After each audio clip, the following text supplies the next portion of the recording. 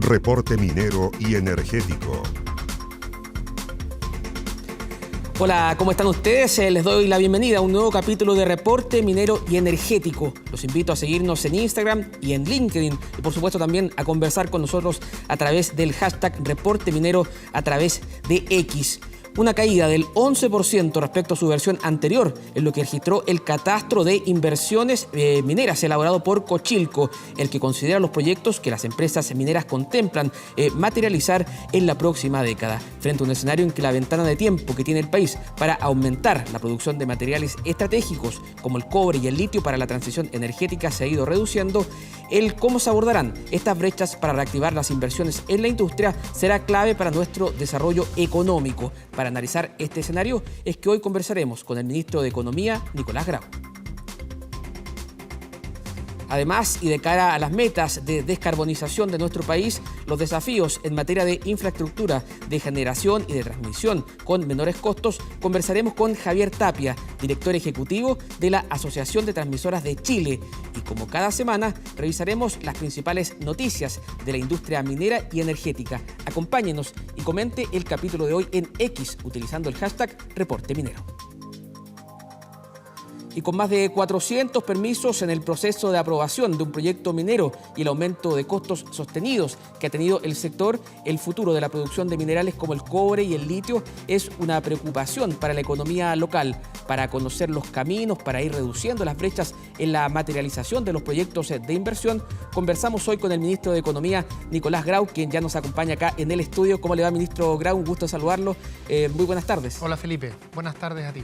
Ministro, hay un concepto que se ha ido instalando dentro de la agenda económica que dice relación a la permisología. El concepto permisología se ha instalado fuerte dentro de la agenda en materia económica y por lo mismo yo le quería preguntar cuál es su evaluación respecto a los permisos para desarrollar proyectos de inversión en materia económica. A ver, lo primero que yo diría, Felipe, bueno, primero muchas gracias por la entrevista, es que en materia económica nosotros tenemos una serie de desafíos de largo y corto plazo. Solo para enumerar algunos de ellos, la economía chilena tiene un estancamiento en la productividad en los últimos 20 años. Tenemos que abordar la transición hacia una economía que sea carbono neutral, algo que por lo demás viene como una obligación en la Ley Marco de Cambio Climático. Tenemos problemas asociados a la desigualdad, es decir, tenemos distintos desafíos de dinámica productiva y también de hacia dónde orientar nuestra economía. A veces creo que el debate se reduce mucho al decir todos los problemas están asociados a los permisos. Es una parte muy importante y nosotros vamos a hacer una reforma como nunca ha existido en materia de permisos sectoriales, que son los permisos no ambientales, y además la ministra Rojas va a presentar una reforma al sistema de evaluación ambiental. Estas dos reformas en su conjunto lo que buscan es, al mismo tiempo que promueven una buena calidad regulatoria, que se haga cargo uno, porque cada uno de estos permisos tiene una justificación. Claro. Es importante que exista una buena calidad regulatoria, pero al mismo tiempo hay una serie de razones por las que estos permisos se están demorando más de lo razonable. En particular, en lo que a mí me compete, que es los permisos sectoriales, estamos hablando de 380 permisos. De estos 380 permisos no están agrupados en un sistema. Por lo tanto, no tenemos ninguna agencia que vele por el cumplimiento de los plazos. En más de la mitad de los servicios no tenemos un tiempo definido para ese permiso. No hay una buena relación entre el nivel del riesgo del proyecto y la cantidad de permisos que se tienen que enfrentar. Entonces, lo que nosotros vamos a hacer en la reforma, que se va a... cuyo lanzamiento o el momento en el que el presidente anuncia esta reforma va a ser durante la próxima semana.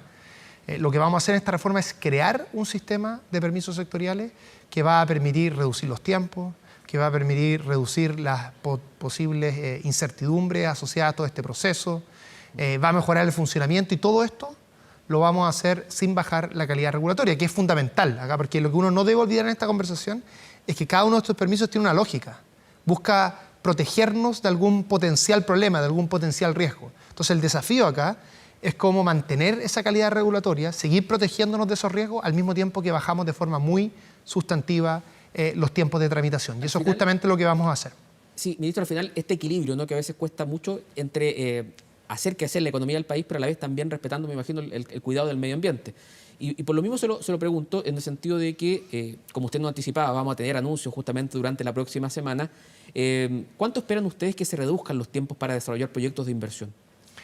Bueno, el equilibrio no es solo entre crecimiento de la economía y medio ambiente, sino que los permisos sectoriales, que es la parte que que vamos a presentar esta reforma, que, insisto, involucra 380 permisos, la mayoría de ellos no son de materia ambiental. De hecho, los permisos que están en el proceso regulado por el Servicio de Evaluación Ambiental, esos van en la reforma que va a promover la ministra Roja. Y también lo que diría, creo que es importante, sobre todo en el caso de Chile, voy a responder la pregunta en todo caso los tiempos, pero sobre todo en el caso de Chile es que creo que no le hace bien al debate presentar esto como una tensión entre los objetivos medioambientales y los objetivos económicos. Y por una razón muy simple, porque todo lo medioambiental es condición de lo anterior.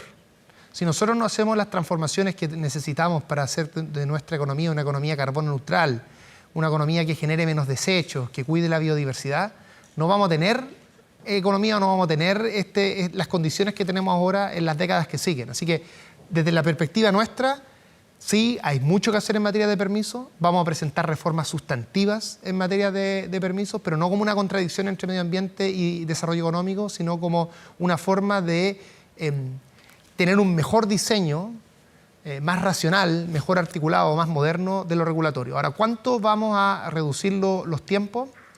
Depende mucho del proyecto, pero en materia de permisos sectoriales, cuando uno ve el informe de la comisión Marfan, que es esta comisión que armó el ministro Marcel para ver cómo agilizar el crecimiento y cómo el crecimiento puede impactar en los recursos fiscales, ellos hablaban ahí del compromiso del gobierno de reducir los tiempos por lo menos en 1/3, y nuestra reforma va a cumplir con aquello.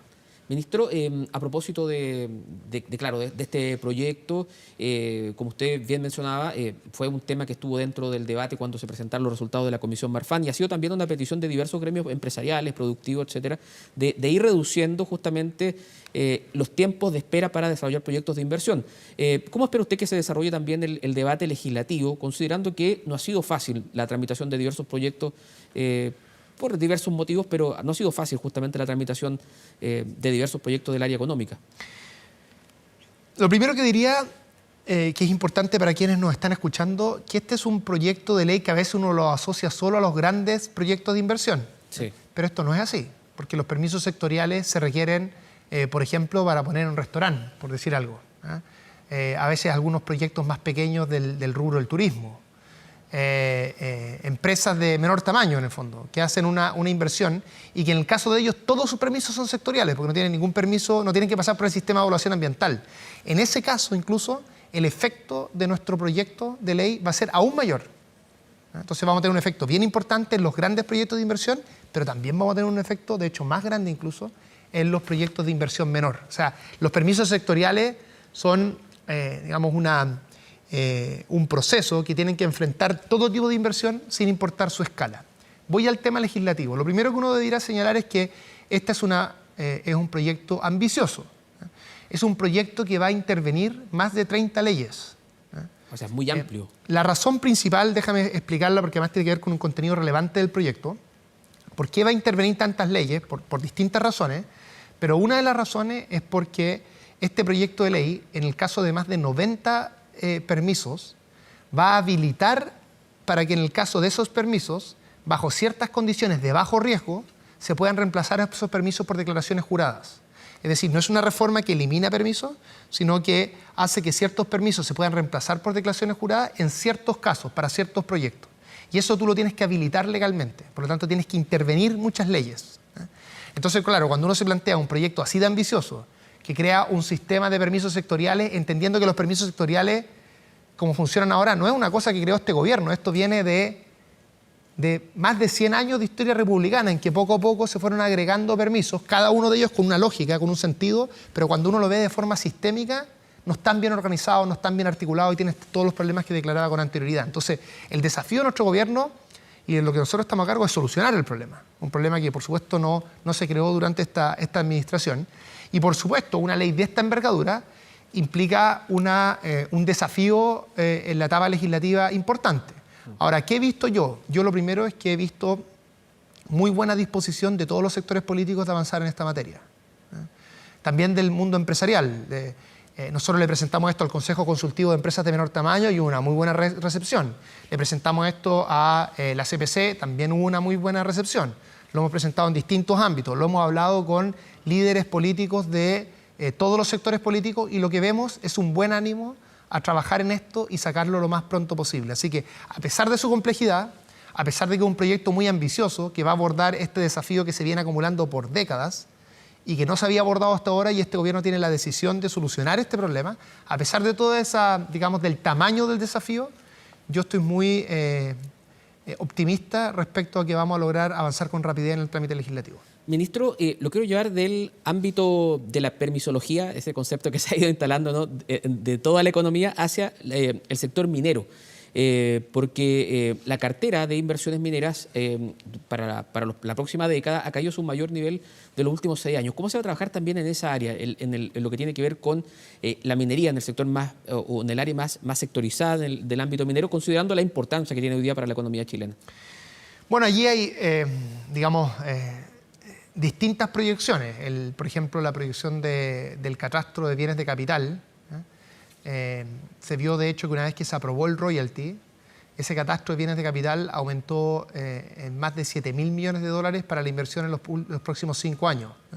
Y lo que nosotros estamos viendo es que hay un conjunto de proyectos, se han anunciado hace muy poco, ¿no es cierto?, distintos proyectos de una gran magnitud, así que estamos optimistas respecto al desarrollo que va a tener la minería en Chile, en particular la minería de cobre, que es donde se concentra la mayor inversión por ahora al menos. Y creemos que todos tenemos que contribuir para que aquello se pueda desarrollar. Lo primero fue que cuando se logró hacer el royalty, se logró congeniar 2 cosas bien relevantes.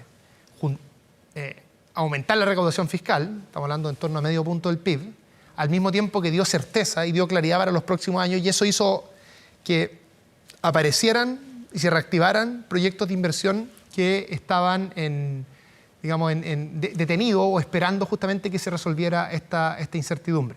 Y por otro lado, creo también que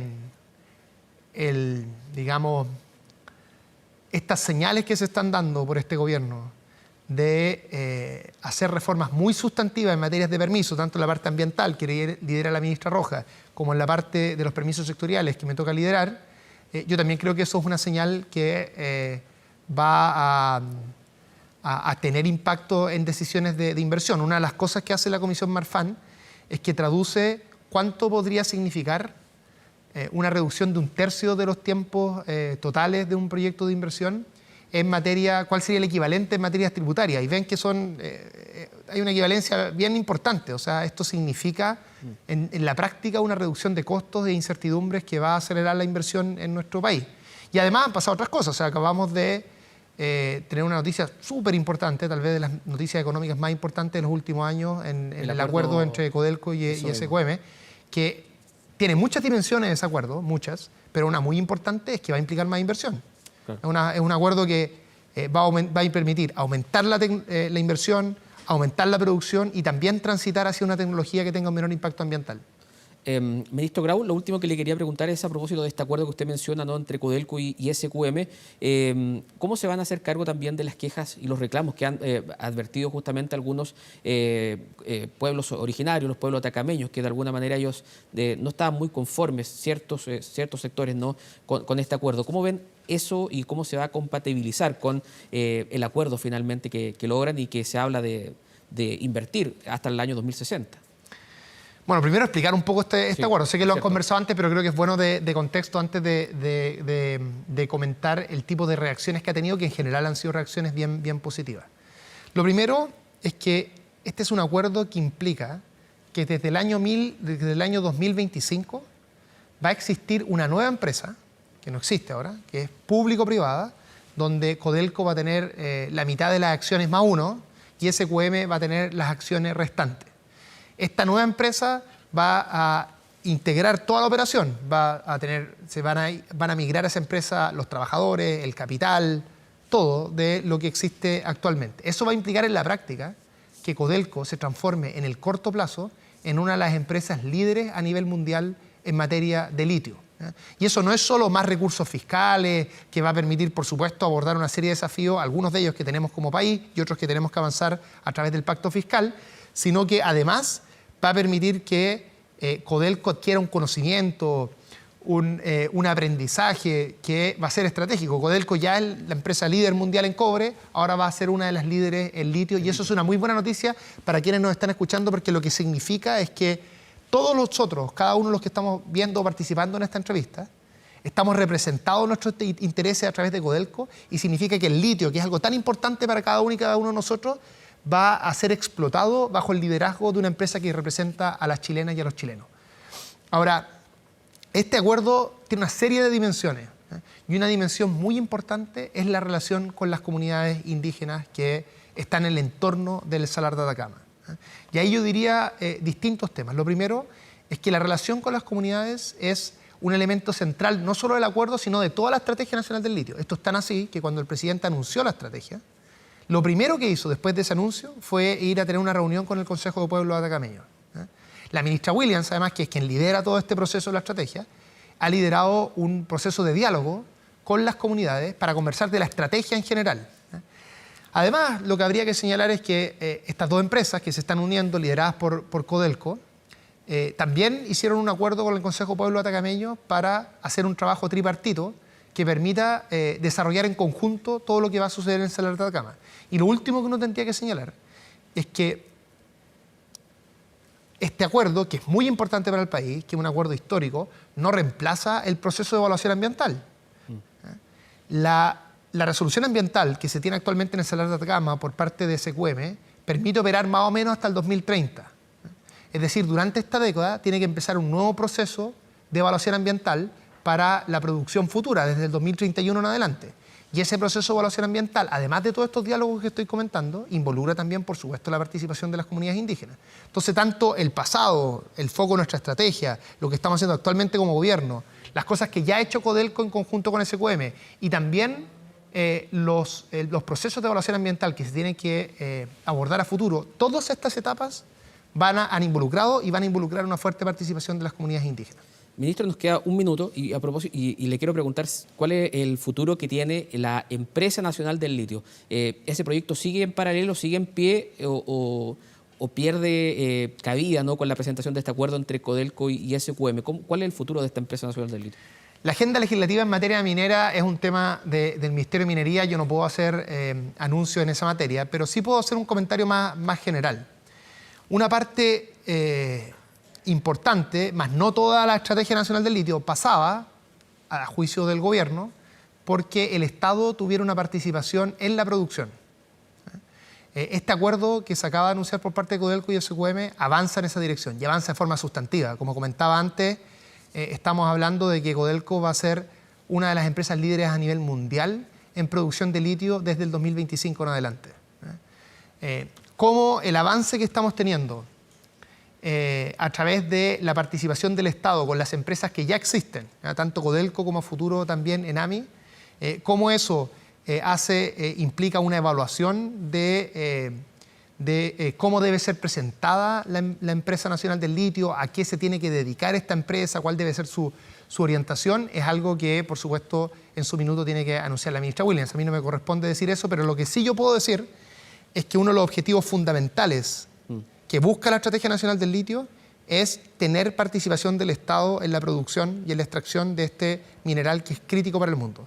Y eso lo estamos logrando a través de este acuerdo y a través de otras estrategias que ya se han anunciado y que se van a seguir articulando y que tienen que ver con la participación de Codelco, por ejemplo, en el caso de Maricunga, y también con la participación de Enami en otros salares. Ministro, no puedo dejar de preguntarle, no puedo dejar de no preguntarle por esta controversia que se ha generado por las publicaciones en diversos medios sobre las reuniones que sostuvieron diversos ministros en la casa de Pablo Salaquet, según lo que se ha mencionado. En su caso se habla de una reunión con industrias de la pesca. No, se habla de una reunión con la industria de la salmonicultura. Salmonicultura. La diferencia es muy importante, sí, porque nosotros explicar esto porque es muy relevante para no que se preste a confusión. La reunión que yo tuve y que es de público conocimiento con quienes se participó, en fin, fue una reunión en que hablamos de temas generales de salmonicultura y todos los que están allí son empresas de la salmonicultura. Esta distinción es muy relevante, Felipe, sí, porque acaba de ingresar un proyecto de nueva ley de pesca. Y yo puedo decir a todas las personas que nos están escuchando acá que yo nunca he tenido una conversación de ese tipo con alguna industria pesquera. Todas las conversaciones con la industria pesquera han, por lo sensible que es el tema, porque estamos presentando una nueva ley que viene a reemplazar una ley que tiene casos de corrupción que no solo fueron denunciados, sino que fueron sancionados penalmente por nuestra justicia. Y por lo tanto es muy importante que exista total transparencia. Entonces la transparencia de este proceso, que ha liderado el proceso el subsecretario Sala, se ha cuidado durante este año y medio que hemos estado, o 2 años casi que hemos estado trabajando en la nueva ley de pesca, y jamás hemos tenido ninguna reunión con industrias pesqueras en que hablemos de la ley de pesca en esos términos. Ministro, jamás que no esté registrada por ley de lobby, por supuesto. Eso mismo le pregunto, ¿por qué, cómo recibe las críticas, por ejemplo, de la señora Jaraquemada, que dice, por ejemplo, que esta reunión debió ser registrada por lobby? Bueno, nuestra visión es que, dado el tema que se tocó en la reunión y la forma en la que se tocó ese tema, no era necesario registrarla por plataforma. Quiero explicar esto, que nos entiendan quienes están viendo. Lo que define que una reunión tenga que ser registrada por audiencia lobby no es ni el lugar, ni con quienes uno se junta. Lo que define es cuál es el sentido de la reunión. Si el sentido de la reunión es que un privado o quien sea quiere promover un interés específico en su beneficio, y por lo tanto tú conversas sobre un tema específico que tiene que ver con sus intereses, por ejemplo, con cómo una ley los puede afectar o cómo una regulación los puede afectar, tú tienes que registrar eso como lobby. Lo que sucedió en esta reunión, y en las reuniones que tuvieron los otros ministros y ministras también, y que tiene claramente el mismo sentido en todas las reuniones, es que fueron conversaciones más bien generales, con distintas personas del mundo de la salmonicultura. ¿Y qué es lo que nosotros fuimos a conversar ahí? Algo bien simple. Nosotros lo que queremos es que la salmonicultura haga una transformación profunda en nuestro país, pueda seguir desarrollándose, pero cuidando más el medio ambiente, haciendo ciertas relocalizaciones hacia áreas que no sean protegidas. Y eso hay que conversarlo. Hay que hacer ese tipo de conversaciones que requiere esa posibilidad de construir una visión común hacia dónde tiene que avanzar la industria. Y eso fue justamente lo que conversamos en esa reunión. Ministro de Economía, Nicolás Grau, muchas gracias por conversar durante esta jornada con Reporte Minero y Energético. Muchas gracias a ti, Felipe. Para 2050 se proyecta que nuestro país cuente con una matriz de generación eléctrica en línea con el compromiso de alcanzar la carbono neutralidad, lo que requeriría de cerca de 60 gigawatts de capacidad instalada de generación solar y eólica desplegada a lo largo de Chile, lo que implicará una transformación en nuestro sistema eléctrico. Para conocer más al respecto, conversamos con el director ejecutivo de la Asociación de Transmisoras de Chile, Javier Tapia. ¿Cómo te va, Javier? Hola, un gusto de tenerte en el programa. ¿Cómo te va? Buenas tardes. Buenas tardes, muchas gracias por la invitación.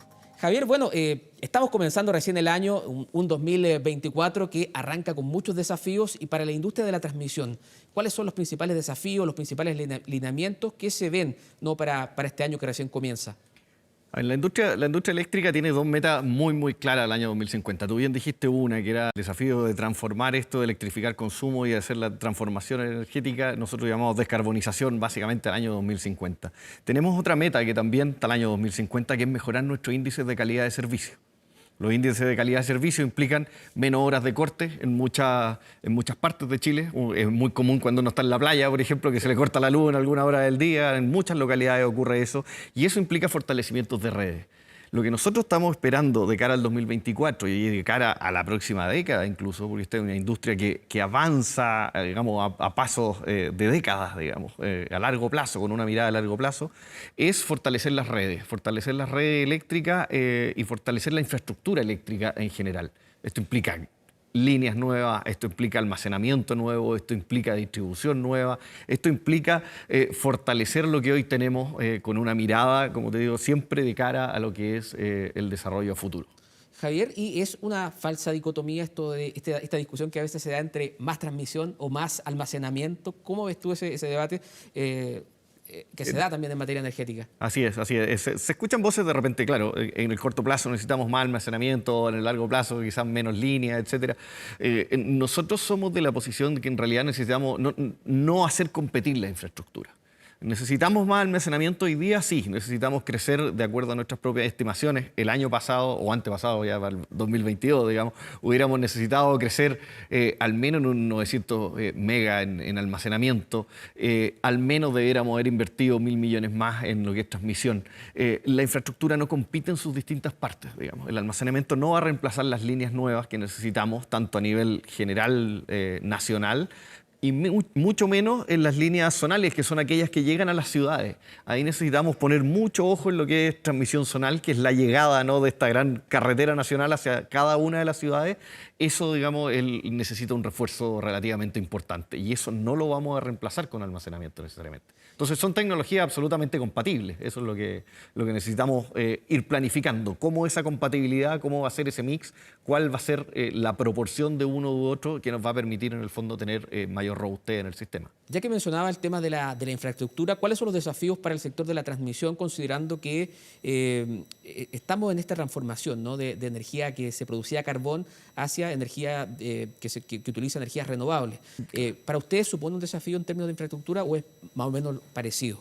No, es un desafío, absolutamente. O sea, la transmisión eléctrica es la principal habilitante de esta descarbonización. No existe un reemplazo por hoy día, digamos, a lo que va a ser este cambio tan fundamental que vamos a tener a nivel social, ¿no? Y eso que implica para efectos de las empresas de transmisión, implica que vamos a necesitar redes que tienen que ser más verdes. Quiere decir que las vamos a tener que utilizar de mejor manera, redes más innovadoras. Aquí también hay mucha tecnología. Uno suele imaginarse la torre y el cable, ¿no?, básicamente, pero esto implica mucha tecnología en distintas áreas y más justas, que quiere decir esto que hablábamos antes, ¿no?, menos horas de corte, que se permita una mejor calidad de servicio y se permita proveer un mejor servicio a todos. Entonces, el desafío va en las tres materias. Va en línea de lo más verde, apoyar la descarbonización, va en línea de lo innovador, qué tecnologías nos van a permitir llevar de mejor manera la electricidad a los centros de consumo, y más justa, ¿no?, cómo vamos a mejorar la calidad de servicio que tenemos todos nosotros en nuestros hogares. Así que es un desafío grande. Ese es un tema que le importa mucho a la gente en sus casas, que dice relación con la sostenibilidad del sistema, con la capacidad de mantenerse estable. Y en ese sentido, ¿qué desafíos en materia regulatoria observan ustedes para garantizar el suministro de buena forma, atendiendo las necesidades cada vez más crecientes? Hoy día tenemos estos importantes desafíos con una legislación que está quedándose un poco atrás en algunas cosas. Vive un periodo un poco complejo con la pandemia, además, donde junto a otros sectores del eléctrico se congelaron tarifas, donde la inversión fue complicada, donde la construcción fue muy complicada, donde el mantenimiento fue complejo y la normativa no se ha ido adecuando a eso. Tenemos también normativa ambiental y normativa de permisología, que recién estaban ustedes hablando con el ministro, digamos, que también no conversan muchas veces con lo que son los desarrollos de un proyecto lineal de transmisión. Acordémonos que esto es como una carretera, ¿no? Es una carretera, pero que además el Estado decide de dónde va, hacia dónde va, cuándo hay que construirla, etcétera. Y el privado solo construye, digamos. O sea, las decisiones son estatales. Entonces, la regulación es súper vital para esto. Lo que nosotros estamos viendo son avances desde un punto de vista legislativo. Hay un proyecto de ley hoy día que se está tramitando en el Senado, que tiene unas medidas que sirven, digamos, para ir avanzando en lo que son estos retrasos de proyectos. Tiene medidas bastante correctas, van en la línea adecuada. Nosotros esperamos que eso se tramite lo más rápido posible y en la forma más, digamos, más eficiente para efectos del despliegue de las redes. Pero además requerimos otras medidas regulatorias internas, requerimos avanzar en los procesos regulatorios que tenemos hoy día a nivel más bajo que la ley. Cambios de reglamento se requieren regulaciones chicas, todo eso es un trabajo que hay que ir haciéndolo constantemente con la autoridad y hay que ir avanzando y acelerándolo. Javier Tapia, te quiero agradecer por tu tiempo, director ejecutivo de la Asociación de Transmisoras de Energía. Muchas gracias por acompañarnos en este programa de Reporte Minero y Energético. Muchas gracias a ustedes y ojalá tengamos estos espacios para conversar cada vez más de transmisión. Y de esta manera nosotros llegamos al final de este programa. Les recordamos que pueden escucharnos todos los martes a las 21 horas en nuestro programa radial Reporte Minero y Energético por Radio Duna. Que estén muy bien. Hasta la próxima semana.